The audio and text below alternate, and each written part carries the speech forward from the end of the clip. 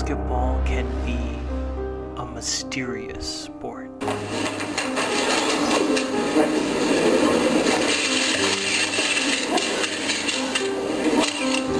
team whose logo is in this envelope will have the first pick in the NBA draft.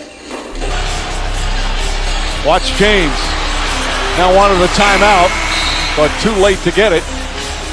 And 5 minutes go up on the clock. Overtime here in game one.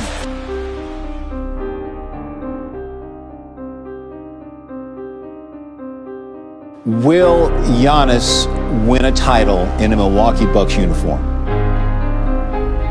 It's hard for me to say that, Jay, considering how loaded the Lakers are. I don't know if you've been watching Taylor Horton Tucker over the last couple of days. But what if those mysteries could be solved? What if those conspiracies are reality? The hoop truth is out there.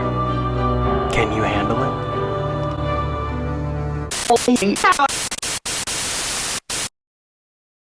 Welcome back to another episode of Hoop Truthers. It has been a little bit of a minute. I am your host, Agu @_Goosefer on Twitter, and I am in the middle of a depressive episode right now. I'm fine, I promise, but it's hard for me to do stuff like outside of full-time job and social things when I'm feeling like this. And so if you are subscribed to Bucks Clips right now, I think it's 3 weeks that I haven't done the newsletter. It's still in the plans. It's just been very difficult to get myself to do that. And this is the first podcast in a few weeks as well. But we're back and we've got some things to talk about. And with me, as always, is the official co-host of No Bucks Given. Oh, not No Bucks Given. I have slipped back to the old shit right there. Hoop Truther. Nick Andre at Nick Andre ATR on Twitter. One of the hardest working men on Twitter. Dre, sir, how are you doing, man? Pretty good. Despite all the issues, Hoop Truthers are back. Yes, we've had some schedule issues. We've had some personnel issues, meaning me, but we're here. We got this episode. It'll be fresh in your inbox tomorrow morning and probably more consistent until then. Why don't we hop right into some bad news? Dre, you sent me earlier this today from Woj. The Pistons' number one overall pick last year, Cade Cunningham, who has missed most of the season, is planning to have season-ending surgery on his left shin. He's expected to make a full recovery ahead of training camp for next year, 23-24. Dre, let me hear your thoughts on this before I go. Honestly, I was having a conversation about this a few weeks ago when the injury news came out, and I think we were all contemplating whether he should get the season-ending surgery, or should he just possibly try to play through it or try to come back as soon as possible. With the direction that Detroit's season was going and is going currently, I practically said, it's pretty much best that he probably has season-ending surgery. I know that he probably wants to be out there and compete with his new teammates, especially with guys like Jaden Ivey and a lot of these guys that he was seeing the floor with. But the Pistons, I've already said it on multiple occasions, 1 year away. 1 year away, so I knew that this year was going to be an experiment. Unfortunately, it had to end so soon for Cade, but I have high hopes that Cade will come back next year, stronger than ever, and Detroit will possibly be in that playing position. Personally, that's just my prediction. Yeah, we were hoping it would happen this year. A little bit more a little bit more competitiveness from the Pistons, especially after they made the move for Bojan Bogdanovic at the beginning of the season, and who's been really good for them, averaging more than 20 points on awesome three-point shooting. But at the same time, they've had the injuries to Cade. Jaden's been out some games. Stu's been out some games. Some health issues, and Cade was supposed to be, and it will be, hopefully next year, a revelation. Season 2 Cade was supposed to be a big deal, supposed to be a big leap in his production, and it's good that the Pistons get to tank. Like, I feel that, you get to get another huge pick, a huge lottery pick, and hopefully it's, the last one you need before you start trying to make the playoffs. But at the same time, you want Cade around your young guys, gelling with that core, getting more experience. So it sucks that he won't be able to get that chemistry with them this season, and he didn't get a ton of it last year where he was in and out of the lineup with injuries himself. My thing with this is It's great that look at a big top pick, let's say top 7, guaranteed probably with Cade not playing for the year. Outside of Frank or Victor, everyone wants Victor Wembanyama, who is a generational prospect at center, big man. The next like 5 or 6 prospects when I look at it are guards. You know, you've got Scoot, Nick Smith, the Thompson brothers, um, guys that are guards in that top 5, top 6. And if you're Detroit, you know, you have Cade, Jaden Ivey, Killian Hayes. Do any of those beyond Cade keep you from taking a guy like Scoot if you end up with the number 2 pick? No. But beyond that, I mean, do they reach for a wing? Do they reach for a big? Do they trade back from that position? I'm looking way far ahead than anything else, but it's weird for me when teams that have a lot of established guards are tanking because outside of the pick 1, there's a lot of guards to be had in that middle range. Dre, any thoughts on that before we move on to some trade news? That's actually interesting. I haven't actually had a chance to actually look at like the early draft board or anything, so I wasn't so sure how guard heavy the draft was going to be as far as the lottery picks. But and it's early; it can shake out. Yeah, exactly. But you know, it's interesting because the Thompson brothers; those are 2 very interesting talents. Yeah, I don't know if Detroit would necessarily need them, but if you had them as far as being a part of your second unit, I think that would be great. I know that Detroit has been at least in the past, you know, trying to experiment, you know, in some Killian Hayes trade, even though Killian Hayes has elevated his game over the last recent month or so. Better. Yeah, a little bit better. I don't know if that's still possibly on the table or not, if that is a possibility. So it'll be really interesting. But I feel like honestly, as far as the young talent, Detroit is really fine in my opinion. Like, I don't think they necessarily need to get another young elite talent. I mean, if they do that, it'd be great. But if they don't, you know, that's also great at the same time. I mean, if you add more vets like Bogdanovich and these guys, you know, to really surround these young guys, I feel like that'd be great for them moving forward. Yeah, we'll see. Obviously, it's skipping ahead. I wouldn't say it's an important offseason for the Pistons, who still don't have a lot of expectations or anything like that. But we could look back at this offseason and say that they made some moves that, I mean, like the last few of them. You know, last year, same offseason, the same draft, they can come away with Jaden Duren in the lottery, as well as picking up Boyan in the offseason via trade. Also, they pick up Alec Burks and Nerlens Noel. Those aren't as big of deals. And then the year before that, they take Cade, Sadiq Bey, and Isaiah Stewart in the same draft in the first round. So it could be another year where they add a lot of talent and hopefully figure some things out. I'm not really sure. They have a few centers on payroll. You know, they gave like a weirdly bigger contract to Marvin Bagley this offseason, even though they've got Beef Stew and Jalen Duren, who should just be getting heavy minutes at this point. The kid looks awesome. It seems like Detroit really believes in Bagley. Yeah, they do. I mean, it's the same thing with Kevin Knox. It's the prove-it deals, a few years, give them some money that they probably wouldn't get anywhere else, and hopefully that your belief in them will turn into something. I've tuned into some Detroit games, and I've seen Kevin Knox like put in some actual team defense effort, but you know he was drafted as a scoring prospect, and that really still hasn't come around. Bagley has some games where he's got good blocks, some good defensive awareness, and he's got other games where he's got 5 fouls in 16 minutes and still looks just as discombobulated on the court as before. But though they're still on contracts, we'll see what happens there, what happens with Killian. There's a lot of moving parts in Detroit, I think, and I'm pretty interested to see what their lineup looks like next year. And if it ends up being Vic, well, good luck to everybody else. Let's move on from Detroit. Bad news with Cade Cunningham out, but good news for their draft prospects, I guess. Shams dropped a new article today on some trade stuff. I've got an Athletic subscription, so I checked it out. I've got some of the cliff notes here. Let's say we were just talking about Detroit, Boyan. There's a report that the Lakers are looking at a Boyan deal from the Pistons, which would involve second rounders and a first round pick. I'm pretty sure you remember this. We talked about this on the pod that Boyan signed an extension with Detroit, right? I believe so. I mean, I can't remember off the top of my head, but I believe he did. I'll Twitter search it right now, and because I know there was some issue because October 30th they agree on a 2-year, $39.1 million contract extension. I'm pretty sure that means that he can't be traded this year. That's what I would assume. But honestly, in hindsight, if I'm Detroit, I'm not letting him off. I'm not letting him off the table either way. Yeah. That's just my opinion. I mean, he's been balling out this year for this team.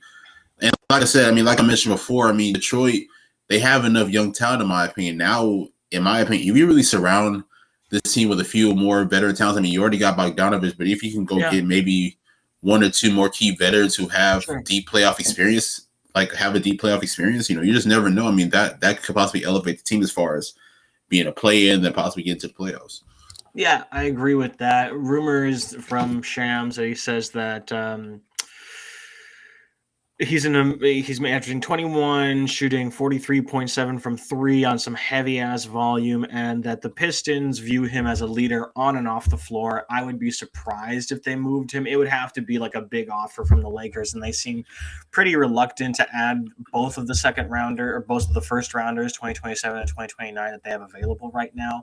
And then the second deal that Shams mentioned is, we've talked about this, I believe, but the Knicks are reportedly shopping both Cam Reddish and Emmanuel Quickley with the idea that they would package Evan Fournier's kind of nasty but not like gargantuan contract with it, so they can get rid of that contract and punt on a young player that, with Reddish's case at least, just isn't in the rotation. The rumor is that the Lakers have looked at a Fournier Reddish trade with those players coming back for them. I don't dislike the idea of Cam Reddish. I think if he gets some run on the right team. I don't hate the Reddish part, but the Fournier, I'm just like, yeah. I don't really understand why, assumedly that Russell Westbrook is part of this deal because he's the only big salary number on their roster. Why are you using that money to just pick up Fournier for this year and next year at like $18.5 million a year? I don't really understand why they would do that. I mean, the Lakers need spacing, and last year in a starting role, Evan Fournier did break the Knicks record for three-pointers in a season. Like, he is a professional shooter. But outside of that, I'm not really sure the benefit to the Lakers. I would be really surprised if they did that. But apparently, I saw this on Twitter. I don't think this is confirmed or anything, but when one of the Bus brothers took over a few years back, they fired a bunch of scouts. And they've got really good scouts for the draft and undrafted guys and guys that aren't in the league. But apparently they don't have scouts for the NBA, like for other teams, which makes sense why they're only picking up guys with good reputations name-wise and team players that have specifically played well against the Lakers in a previous season. So I guess there's probably a game out there that Fournier lit up the Lakers and their staff was impressed or something like that. Outside of Fournier, Dre, Cam Reddish, we've talked about him a lot. He's one of your guys. He's been in trade conversations for several years, and even last year was traded to the Knicks and just wasn't in the rotation. Had some rotation minutes this year, and Tibbs has pulled him from the rotation already. Is there a destination you like for Reddish? Is it the Lakers? Are there other places you're looking at for him to try and capitalize on his potential? Well, first of all, Tibbs is a very interesting individual because he pretty much changed up damn near his entire rotation. I think, Cam isn't getting any minutes. I think Derrick Rose isn't getting a lot of playing time either as well. I get it. You want to make some changes, but honestly, I mean, we all know that Tibbs is not an offensive-oriented coach, so it doesn't necessarily surprise me one bit. But as far as for Cam has proven even earlier this year, he had the solid game against Memphis opening night, and then he had some pretty good performances as well.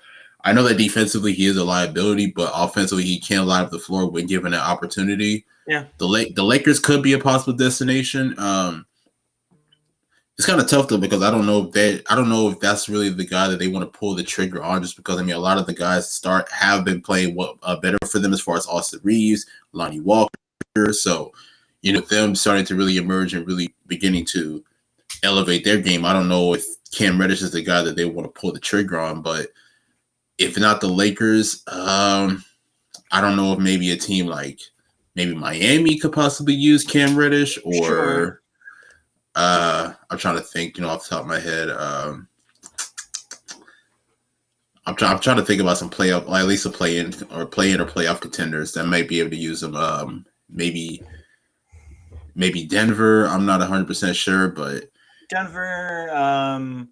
Or maybe Dallas, possibly. I don't know if Dallas will actually. Dallas just well. Here's the thing with Dallas is Dallas needs talent. 100%. They need just Dallas because that definitely needs talent. roster is mid. However, if Christian Wood ain't starting for Jason Kidd, Cam Reddish ain't playing for Jason Kidd. Yeah, he ain't playing. Yeah, no, that's a fact. That is definitely a fact. Which that's something I still don't understand. Christian Wood is actually putting up decent numbers, but somehow can't really see the proper opportunity that he deserves. But honestly, I mean, Cam is a pretty good talent. Like I said, I mean, he can be a defensive liability at times, but offensively, when you do give him the ball, he is able to make plays for himself and others and collide with the floor when given the opportunity. We've seen samples of it even throughout the course of this regular season, like, you know, before he was taken out of the rotation. So I'm not sure who may want to pull the trigger on him, but whoever he would end up to, or like end up going to, hopefully he would get that opportunity, because I feel like that's all it really is for Cam Reddish is opportunity.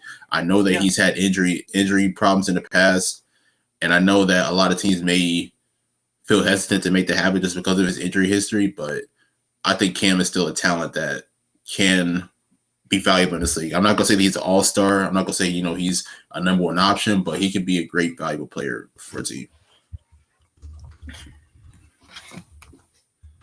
So just because I always talk about the Bucks as the hometown team, there is rumors that they're interested in Cam as well, or at least they've asked about him in trade conversations. I'm not the biggest Cam guy for the Bucks, at least not this year. Like, I don't think he would be in Bud's rotation this season. Yeah, he wouldn't. He wouldn't. I mean, I feel like y'all have too many guards anyway. Yeah, Red can play at the 3 or the 4. We don't have a lot of guys that are above like 6'6", and Reddish is 6'7", I think. So it would be cool to see some more. I mean, we've done a lot with guys that have less potential than Cam, like Bobby Portis, Javon Carter, that have been brought over and excelled in our system, been put in situations that are very comfortable for them, and they don't have like an ounce of the off. Well, Bobby Portis is different. Bobby Portis is a very, very good offensive player, but Cam Reddish has very legit offensive potential, and honestly seems somewhat eager to learn if he gets the opportunity. So I could see starting next season, if he were traded at the deadline, having a little bit more responsibility as a second unit scorer. There's not a lot of scoring on the second unit right now, and especially if Grayson is moved. While we're talking about the Bucks, let's move on to the big story from Shams yesterday. Was that I'll just read it verbatim. Multiple league sources said the Suns recently engaged in 3-team talks that would have sent Jay Crowder to Milwaukee, 4 Bucks second-round draft picks, along with players to Houston, and Eric Gordon and or Kenyon Martin Jr. to Phoenix.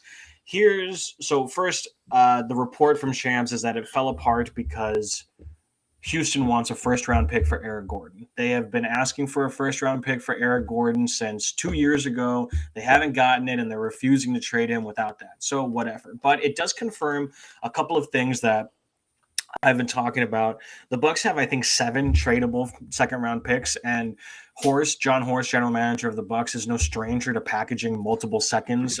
If you'll recall, the year 2019-20, I believe, at the trade deadline, he sends 4 second-round draft picks and Thon Maker to the Pelicans for Nikola Mirotic, which was a very impressive deal at the time. He didn't really work out for us, but it wasn't like a bad deal by any means.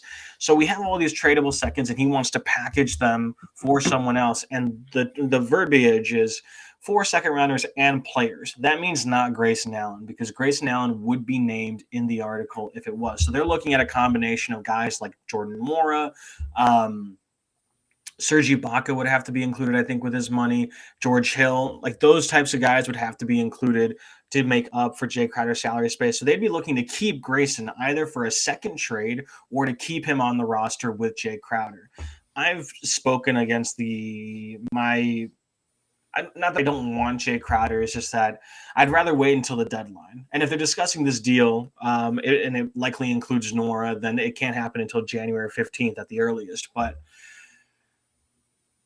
I would prefer to wait until then because there's a lot of better players that are rumored to be available. Kyle Kuzma, Harrison Barnes, Emmanuel Quickly, KJ Martin, just to name a few, who I'd rather see on the Bucks this season and next season than Jay Crowder.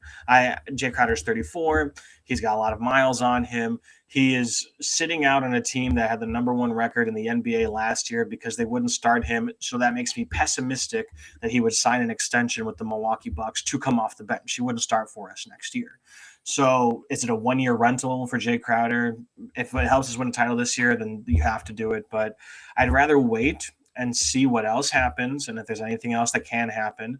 And then if you do make it and you make it without Grayson, you still have Grayson's $8.5 million salary and a 2029 first-round pick that you can use to land somebody else. Dre, your thoughts on this 3-team trade? I agree with you. I don't think you have to pull the trigger like right this second to get a guy like Jay Crowder. I mean, with all due respect to Jay Crowder, I like Jay Crowder, but yeah, good player. Especially when there's other options on the table, like you mentioned, like a guy like Kyle Kuzma, whose name has been swarmed around trade talks over as far as recently, and then a few other guys as well. You know, if you can bring other guys with a lot more versatility that Jay Crowder doesn't bring. By the way, Jay Crowder is a great player. You know, we know that he's a key veteran for a lot of teams. He's been to the finals multiple times. So we get that as far as, you know, that experience. We understand what he brings to the table. But I personally feel like, you know, if there are other options out there on the table, like, for example, Kyle Kuzma is an NBA champion. Kyle Kuzma has been in these type of situations just like Jay Crowder has. So if there was a deal on the table where you could get Kyle Kuzma from Washington and Jay Crowder from Phoenix, I'm sure Milwaukee would probably get Kuz in a heartbeat. That's just my opinion. So, you know, like I said, I like Jay Crowder. I hope that he does land on the team because I feel like any possible contender could possibly use him. Could he go 100%. Back to Miami? Could he go back to Miami possibly? That's a rumor. Could he go anywhere else, like maybe Denver, maybe? Shams name dropped the Hawks and the Heat to both also be interested in Jay Crowder, with Oladipo and Dwayne Dedmon both on non-minimum contracts, a little bit more money to play with, being trade eligible on January 15th, same as Jordan Mora. I wouldn't expect a deal to happen until then, but I could see the Hawks too. They could definitely use more defense. He'd probably start for them, especially if they do move on from John Collins, which we can talk about that. The Shams article said that he's still on the market, but unlikely to be moved. The team that I could see the best fit with is Phoenix, and Phoenix doesn't want to pay his contract because they didn't want to pay DeAndre Ayton's contract. They didn't want to pay anyone's contract. So it's probably not going to happen for Phoenix, although that would make their ceiling higher, and that would be nice. There's rumors that Brooklyn is interested in John Collins, but I saw that, yeah. Atlanta doesn't want to take Joe Harris's contract back, so they have to do, little conversations about contracts. And then the Nets have some picks to play with, but very little to actually play with. So is a guy like Cam Thomas in that move, even if Atlanta likes him, he's not better than AJ Griffin, and AJ Griffin is a similar prospect. I don't think Cam would get playing time in Atlanta. That's exactly. Maybe a 3-team deal, something like that. Collins to the Mavericks is a rumor. Mavs fans don't seem to be super enthused about that, but yeah, I don't know. So Crowder to the Heat and the Hawks. The Heat is a seamless fit. We know that. My issue is that this team is ancient and he's not a spring chicken by any means. But your thoughts on those two teams for Jay Crowder?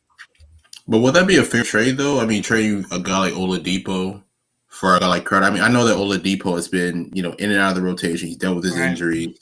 But, like when healthy, like would you think that like that would be a fair trade for both teams? So that's why, honestly, I would probably see Atlanta probably being the one team that could possibly make a deal out of it just because. But that's just my opinion. Even if the Hawks or the Heat make a move before the Bucks do and we lose out on Jay Crowder, I'm not going to be that upset about it, truthfully. I think Depot makes some sense for the Suns, who really don't have awesome guard play off the bench right now. Cam Payne is usually better than people think he is, and your boy Damian Lee has been very good off the bench this year, especially considering how he played last year for the Warriors. And then you can play Depot at the 3. He's better than Josh Okogie, who hasn't gotten a ton of run this year. I would assume that more would have to be in the deal, whether it's second-round picks or a guy like Omer Yurtseven, something like that. There's always the chance this wouldn't involve Miami unless it was a multi-team deal, of course. But DeAndre Ayton, he's got a no trade clause for the whole year, so he can say no to any deals, but I don't think he would hate leaving Phoenix. I could see some teams making a move for Aiden, and I certainly would make some moves for Aiden if it was there. Like, personally, my thought process on any team that's been able to lucky enough to draft a Mobley type of guy is you pair them with a second skilled big. That's what the Bucks did with Giannis and Brook Lopez. That's what the Magic did with Paolo Banchero and Wendell Carter Jr., among the many other centers that they have. And that's what the Memphis Grizzlies did with Jaren Jackson Jr. and Steven Adams. And if you have two skilled bigs, it is a very big advantage to you, which is why I am concerned with the Oklahoma City Thunder's lack of a center on the roster. And beyond Chet Holmgren, but even when he's back. And if you were able to land DeAndre Ayton and send him a bunch of assets that you have an abundance of, and you can pair Chet with Ayton, I think that would be supreme for the Oklahoma City Thunder. That'd be terrific. I'm not gonna lie. Like, if you bring a young guy like Chet and pair him alongside like a guy like DeAndre Ayton, phenomenal front court. Oh my goodness, phenomenal. I wonder if I can throw that up right now. We'll throw it in a fan spo. So we go. I mean, that would definitely be I would say that's a playoff team, not even just a play-in. Yeah, next year for sure. Yeah, when you add the personnel, Shea, and then of course you still got guys like Josh Giddey. Then Chet comes back. I think we still have high expectations for him. It's $30 million. I don't know what they have, but let's say for sure Lou Dort is part of that. They'll get some defense on him. He's been pretty bad this year, but I think that there's not many other we can include on here. I don't see them including guys like Ousmane Deng or Jalen Williams who were drafted this year, but I could see a guy like Trey Mann who honestly could start for them once Chris Paul retires in the next year or two, and then include a guy like Kenrich Williams who's got a little bit of hype to him, and it's not enough. I don't think it's enough. There has to be more, and they don't have a center to play. You can send them Mike Muscala, who's and then the Clippers pick this year, and the Clippers pick next year, and that's it. Does that even work? It would work money-wise. It can't be done until December 15th. I don't think that's enough for Ayton, mainly because the Suns need guys that can contribute now, and they probably need a center in return. Sure. They're not going to start Jock Landale, and Mike Muscala is a good stopgap guy, but he's not going to start. So maybe not this year, maybe not at the deadline, maybe in the offseason. But one of my concerns with the Thunder, they don't have another big to pair with Chet, and I think if you want to maximize his production right away, you put him next to a big ass center that can also do a lot of the things that he can, and they just amplify each other. And then you've got playmakers like Shea and Giddey and J-Dub and Ousmane Deng that can really just set the table for them. That's it for the trade talk in the Shams article. He does end it with Gary Payton II potentially making his debut in the next week or two for the Portland Trailblazers, who have been a very fun team this year. And I think he fits what they do seamlessly. They play very fast-paced offense, and they kind of just fuck shit up on defense with, scrambling, doubling, getting hands in passing lanes. Guys like Jeremy Grant, Justice Winslow have been really good at that this year. And I think Gary Payton II just accentuates that. He did that a lot for the Warriors last year, playing as like a 6-foot power forward, screening and flying around. I think it's going to work out for them. Dre, one thought on Gary Payton hopefully making his season debut soon for the Trailblazers. It'll be big. It'll be really big. We saw what he did last year with my Warriors, being a big key veteran, which, by the way, we definitely miss him dearly. Honestly, I'll just go ahead and come out and say that. But you add him to this Portland team who they've been up and down, but for the most part, they have been pretty good for the most part. And you add his defensive versatility. I don't know what the rotation will look like. Are you going to start him next to guys like Simons and Dame, or are you just going to allow him to really cook with the second unit? But either way it goes, I feel like he's interchangeable. So you can put him with either lineup. So honestly, I mean, like either lineup you put him with, he's going to make that defensive impact. So I'm hoping that he returns soon. I think Portland really want to use him soon, and especially as we transition to January and the season starts getting interesting. It They've been playing well, continue to play well, and adding him would only be a benefit for them. But if we're talking the Western Conference, there's really only one team to talk about. At least, obviously there's 15 and they're all doing their own thing. But the one that I see think pieces being sent out, I see podcasts, I see videos. A lot of people picked them to be this year's Grizzlies, and it looks like that's going to be right. The Pelicans are surging. Let me throw a few things at you really quick. They are currently 18-8, first in the Western Conference. They are 9-1 in their last 10 games, and Brandon Ingram hasn't played in the last 7 games, while Herbert Jones hasn't played in the last 5. I mean, they don't have their second best player or their best defender, both of which are huge minutes getters on this team, and they've won a bunch in a row and 9 of their last 10. Dre, I'm sure you have watched some of the Pelicans lately. Tell me about them. Willie Green has to be a coach of the year candidate. Yes, sir. Honestly, I think it's probably right now a race between two guys. You got Mazzulla out in Boston right now, who's doing a terrific job, and then you got Willie Green as well in New Orleans. Willie Green really has his team competing, especially on the defensive end, and Zion is looking like a star. And I mentioned this even before the season began. Healthy Zion MVP candidate right now. He's averaging terrific numbers right now. He's by far one of the best players in the league. I'm not going to say the best, but he's by far one of the best players in the league right now. Top 10 status very soon. Oh yeah, definitely 100%. So what he's been able to do, and I've said this on multiple occasions, I don't give a damn how many defensive player of the years you may have as a player. When he's attacking the basket like that with his skill set, his size, you can't stop him. Even in the game against Phoenix, Mikal Bridges was just having so many problems just trying to stay in front of him. Same thing with other guys as well. So, when he's playing at an elite level, it basically falls with the team as well. They begin to feed off of the energy, and that's exactly what we're seeing. Give kudos to guys CJ McCollum is a great addition to this team, being that key veteran for the team. I love what I've seen from guys like Larry Nance. I love what I've seen from guys like Jose Alvarado. Najee Marshall had a 16-point game, I believe. Man. Yeah, Najee Marshall has been terrific. So people don't talk about this, but not the Grizzlies. The Pelicans have terrific depth, honestly, and I think that they may have one of the deepest teams possibly in the NBA as of right now. I think that's debatable, but I think they're up there when you talk about some of the deepest teams in the league. So the Pelicans, who are currently right now number 1, I believe, in the Western Conference, I don't see them slowing down anytime soon. We mentioned Brandon Ingram has missed 7 games, I believe. In a row. Last 7 games. Missed more than that, but he's missed 7 in a row. Yeah, the last 7 games. So they're doing this without one of their top guys, especially with what he was able to do in the playoffs. Herb Jones, in my opinion, is one of my personal favorite perimeter defenders in the NBA. So once they get fully healthy, which I'm hoping is really, really soon, it's lights out for New Orleans. And I don't see them slowing down anytime soon. They got Zion back, they're gonna have Ingram back, and they're gonna have a lot of their core guys back.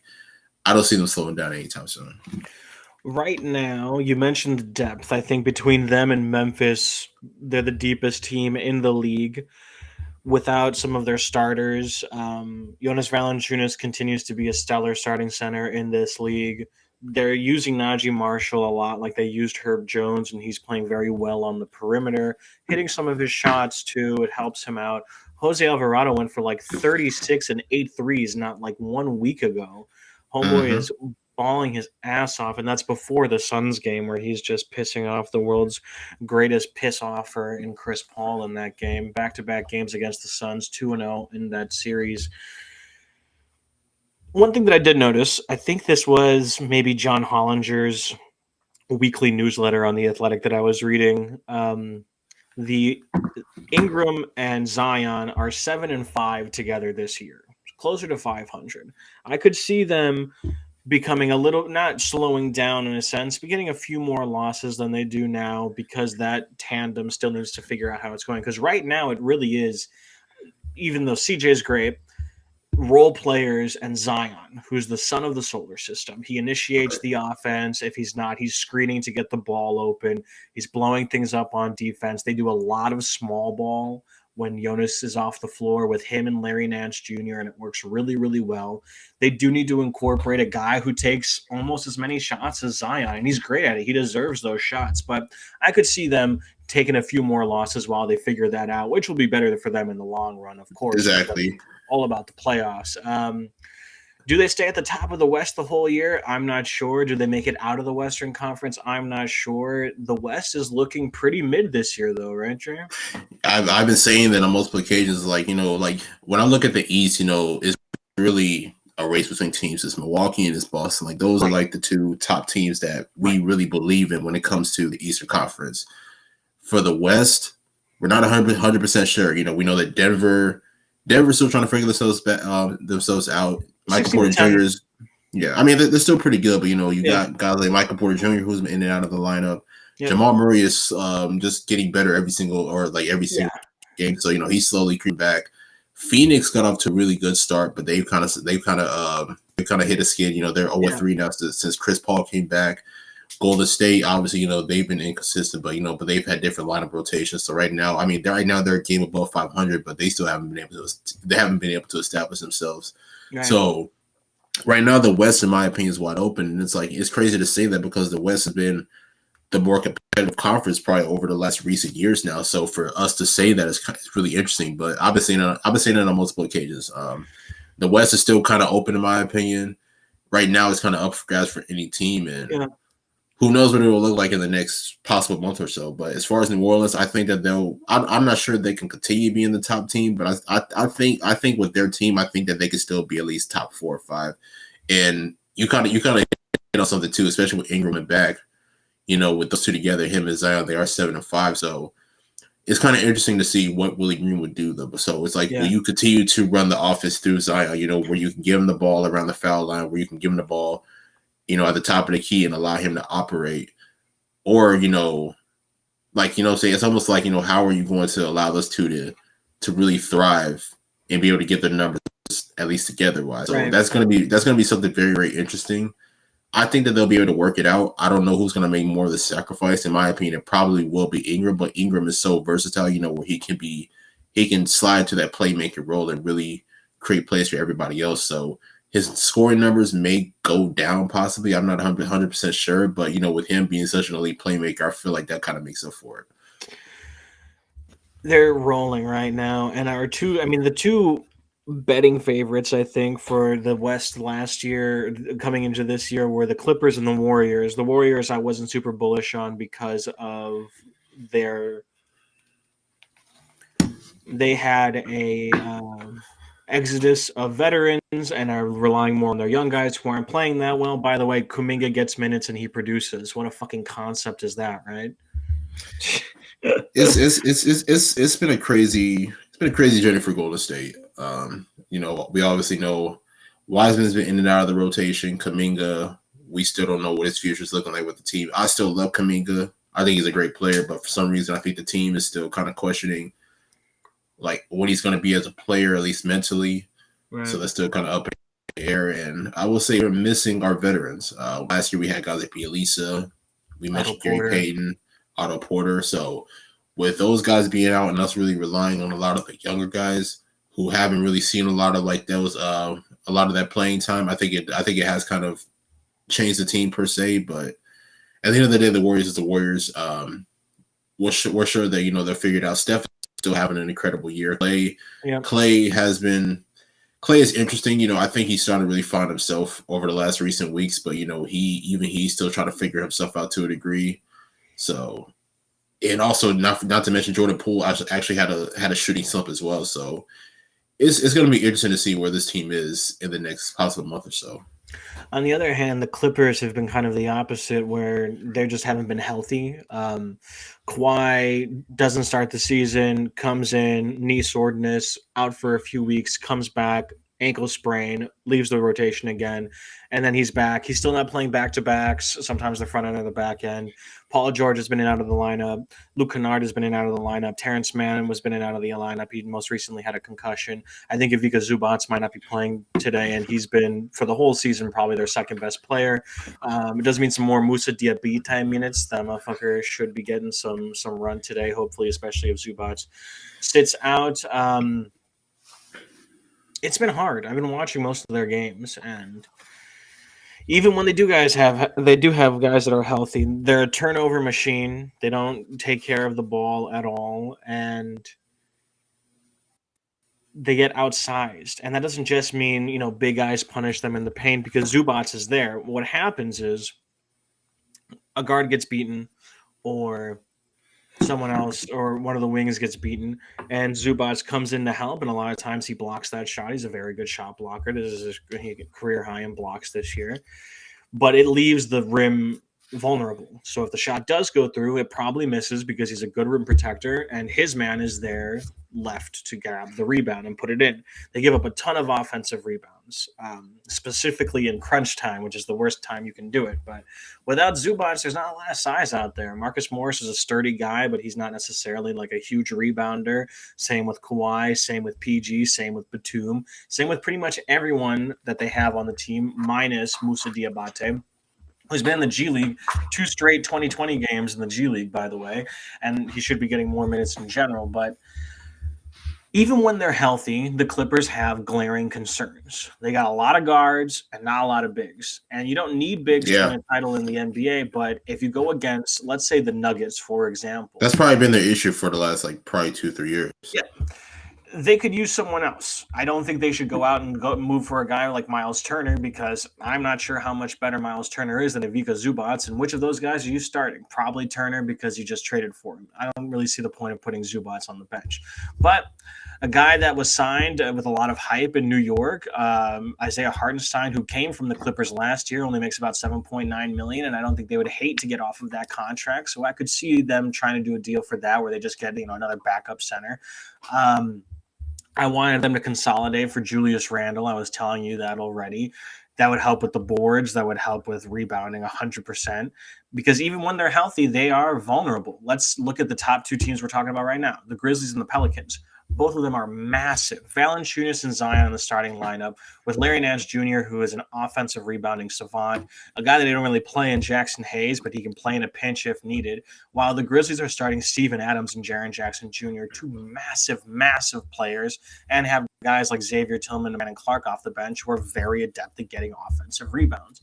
Both of those teams, as currently constructed, would run the Clippers off of the floor, even with guys like Paul George and Kawhi Leonard.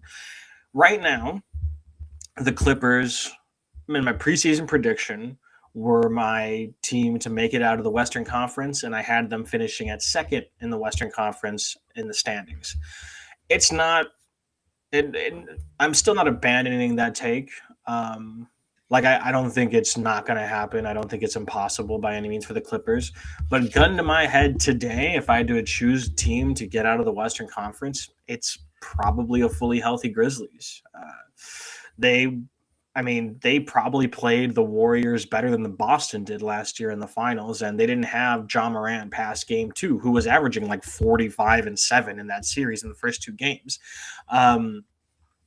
They've got speed. They have size. Their perimeter defenders like Dylan Brooks and Zaire Williams aren't locked down by any means. That's probably the one position they could stand to acquire someone else, and they probably won't. They don't do a ton of midseason trades, but they got a lot of depth. They got a lot of youth. They got a lot of athleticism and size. And Taylor Jenkins isn't a chump of a coach, although he probably does need to get a couple more hiccups before he starts really playing with his lineups. But I'd have them over the Pelicans for experience, and I think the Nuggets would be a tight series. Maybe the Nuggets make it out of the West, but I got no love for the Suns, Kings, or Blazers in terms of making it out of the Western Conference. I'd be happy. No love for Phoenix.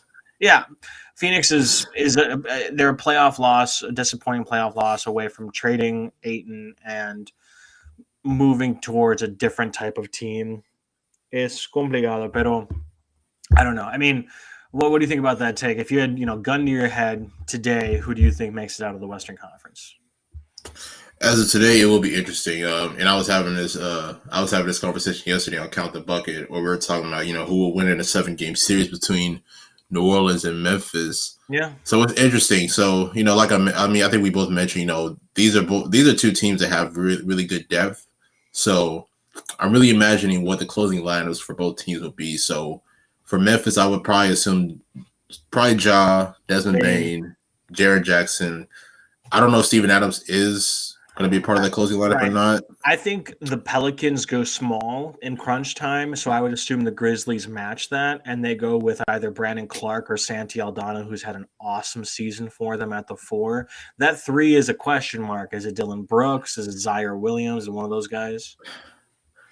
I don't know. Yeah, I'm not. I like Dylan Brooks, but I don't know. I'm okay with Dylan Brooks. Yeah, he'll probably more likely get that 3 spot as far as closing lineup, and same thing for New Orleans. CJ McCollum, Zion, Brandon Ingram. I'm assuming Herb Jones will probably be a part of that as well. Yeah. Larry Nance. I was gonna say either Larry Nance or will they run small and will somehow Alvarado fit into that closing lineup, possibly so, but sure. I'm not 100% sure, but either way it is. It's tough though because New Orleans had a really, really great series last year against Phoenix, and it's argued, and it's debatable whether if Zion does play, if they were able to get past the series. In my opinion, they probably would have. But I think we can say that. Yeah, but I think Memphis has the more experience. They've been in these positions multiple times, practically dating back to Ja's rookie year when they played in the play-in the bubble against Portland.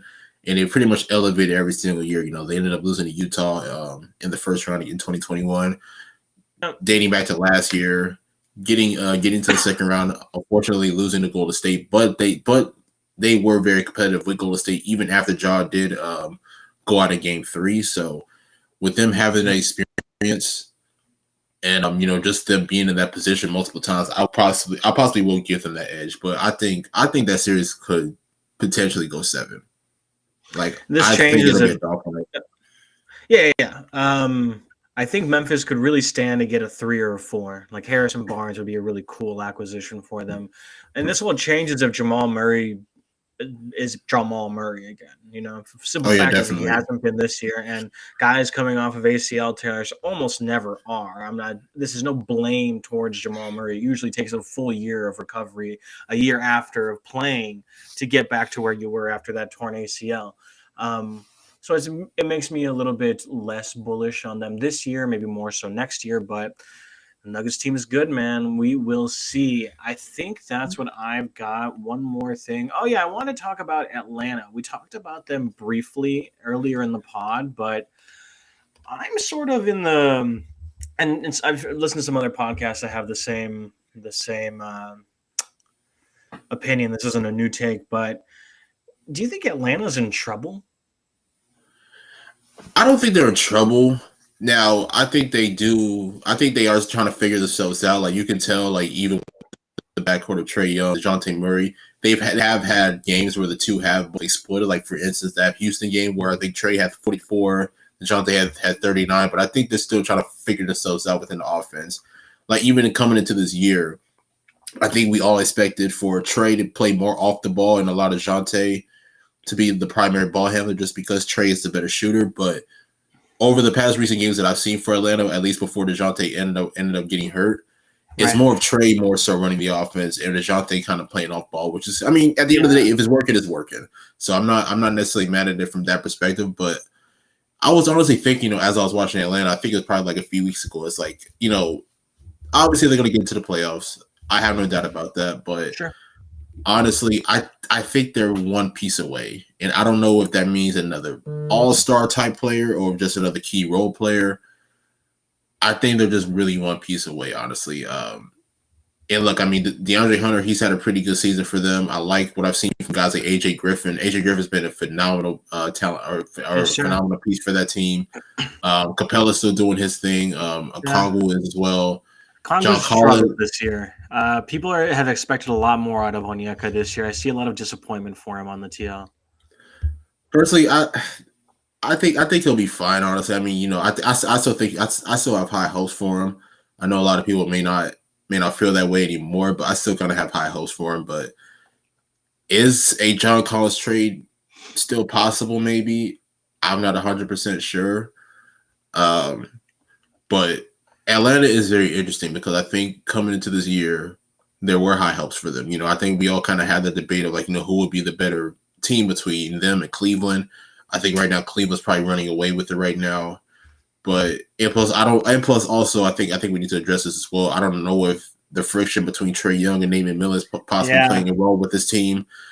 But which by the way, Nate, it's on document that Nate has had issues with star players in the past, especially when he was in Portland, and I think it was another team. I think it was Seattle as well. So I'm not sure what's next for Atlanta. But like I said, I think that they're one piece away. I think that they have the talent. Obviously Trae Young is a phenomenal talent. DeJounte Murray coming into this team, I think that he can possibly fit well. I think that they're still trying to figure out each other chemistry wise, but I still think that they may be one or two pieces away from really establishing themselves as real playoff contenders, in my opinion. It sucks because we considered them after the DeJounte trade to be there. And I think we expected Trae and DeJounte to amplify each other's strengths while covering some of their weaknesses. It would have been really cool to see Trae screening for DeJounte. Guard screens are in vogue in the NBA right now. They create a lot of confusion. But it's been more so your turn, my turn type of offense. Sometimes DeJounte goes, sometimes Trae goes, and Trae doesn't do shit off ball. And he doesn't necessarily have to do a ton off ball because if he stands 4 feet from the 3-point line, people are still guarding him because he can shoot from fucking anywhere. But if he had more motion in his game, if he was actually competing and playing team offense, their offense would be in a different stratosphere. This is from an article I read. I can't remember. It might be Zach Lowe's, but they are 8th in offense efficiency this year, which sounds good until you realize they were number 5 last year. So they're worse than they were last year, even though they added DeJounte Murray. DeAndre Hunter looks better. I'm actually not as he was one of my concerns that he was a lottery pick that didn't pan out for them, and they've had some lottery picks that haven't super panned out. Cam Reddish was traded for nothing, and Onyeka Okongwu hasn't excelled this season, but Hunter looks pretty solid. Not a 3rd star though. John Collins should be the 3rd star, but he is always he's always unhealthy, hurt-wise, and he's always kind of taken out of the offensive game plan by his own team, not even the other team scheming him out. And Clint Capella does what he needs to do. He collects his fucking paycheck, and he's probably could be paid more. I got no complaints on Clint Capella. The bench, though, AJ Griffin is awesome. Justin Holiday has not been as effective as I thought he would after that trade for the Kevin Huerter deal. His defense is not there. Maybe it's too thin. Maybe he's getting old, and the 3-point shot hasn't looked as electric either. Part of that might be Hawk syndrome, and he goes to a different team and he plays well again. But he was supposed to be he was supposed to be their backup wing, to be a real solid wing for them. Okongwu has not been this is the year that people were saying this is the Okongwu year. We're finally going to get the Okongwu year. He's going to blossom a little bit more. He's had some games. I've watched some Bucks games where he has had a lot of success against Giannis as he has in his young career, but the scoring obviously hasn't taken another step. The defense is there, but not for sustained stretches, and he needs to be a significant player for them to reach their ceiling as a team. Right now, they're a 1st-round exit, maybe 2nd round if they, get a good seed and they match up with someone that, can't guard them as well. But I'm not sure what's next. The Collins trade would be cool if they could package it for someone bigger, Collins, another guy, a pick. They've got some picks, I think, to play with. They got a pick in that Reddish trade, and I think they have they used 3 on the DeJounte Murray trade, but I'm sure they could find another one if needed, and they could make a play for someone else. I wouldn't love this for Washington, but sending Collins out to Washington, pairing him with KP and trying to get a Kyle Kuzma back would be really interesting to me. I would like that personally. Defense isn't any fucking better, but at least the offense is doing more. Yeah. And Kuzma's another playmaker in that system where he can pass the ball around pretty well. I'm not sure what they can do, and it looks like the ownership group doesn't want to pay the luxury tax, so they're kind of capped at what they can do financially for this team. Nate's probably gone. They're I going to think keep him this so. year. They're not an organization that seems to me that they're going to create drama by firing halfway through the year unless there's more issues with Trey. Trey is certainly not going to get traded, even if he does have a falling out with Nate McMillan. Well, who knows? I mean, they have in the past. I want to say they fired Lloyd Pierce like in the middle of the year a few years ago. You're not wrong. Actually, you're not wrong. Yeah. So maybe they do that, whether it's now or when they lose in the playoffs. That's when, not if, they lose in the playoffs. They're going to move on from Nate McMillan. Not really sure who's out there for them. If they want to, try, some old treads, some guys that have coached before, or try someone new in the world, because they just did someone who was a veteran and hasn't super worked out. I'm not really sure where Atlanta goes from here. And I think you're right. They're not in trouble necessarily, but they're certainly not as well off as we expected before the season. There definitely needs some changes. No, there definitely needs to be some changes within the roster. Definitely. And that is about the end of what I have listed down here. Dre, did you have anything else in your notes that you wanted to cover this week in the pod before we head on out? I think we're good. I think we just about touched on a little bit of everything that's pretty much relevant. I agree. I could go on for the Bucks. The only thing that I'll say is please get my man Marjan some minutes and get my man George Hill the fuck out of Milwaukee. But that'll probably happen sooner rather than later. We can talk about it then. Dre, Count the Bucket, the Patreon. Want to plug that stuff? Anything else that you're working on right now? Yes, sir. Yes, sir. First of all, follow us at Hoop Truther Pod. Stream us on all platforms. Give us 5-star reviews. I think that we are deserving of that. I also have another show titled Count the Bucket. Be sure to check us out every Sunday, streaming live at 9:30 Eastern. Yeah, talk about just about everything NBA. So check us out there. Follow me on Twitter at NickAndreATR. And I have a lot of things on the way, so just definitely stay tuned. Keep an eye out for that stuff from Dre. He is putting out a lot more content than me right now. If you want to subscribe to my Substack, it's Bucks Clips. It's supposed to be a weekly recap of the Bucks and Clippers weeks in the NBA. Like I mentioned at the beginning of the podcast, it's been a few weeks since I've done it. And it's more so to do with not having a ton of creativity right now as opposed to watching the games. I'm watching the Bucks games. I'm watching most of the Clipper games. It's just hard to get to the point where I'm writing as often. So I'm trying to get back in that motion where I do it weekly because it's supposed to be weekly. But go subscribe there if you'd like to check it out. I think it's a lot of fun when I am putting it out there. Check out the podcast. Dre mentioned the Twitter handles and things like that. We should be more routine from now on. Obviously, the holiday season is coming up and schedules get bungled, but we'll figure something out. In the meantime, follow me at _Gucifer. That's Lucifer with a G. If you'd like to hear more about depression jokes and basketball, it's the two things that are on that Twitter. And that's about wraps us up. Thank you for tuning back in, opening your third eye, joining the Hoop Truthers for this week's episode. We will catch you next week. Deuces. Deuces.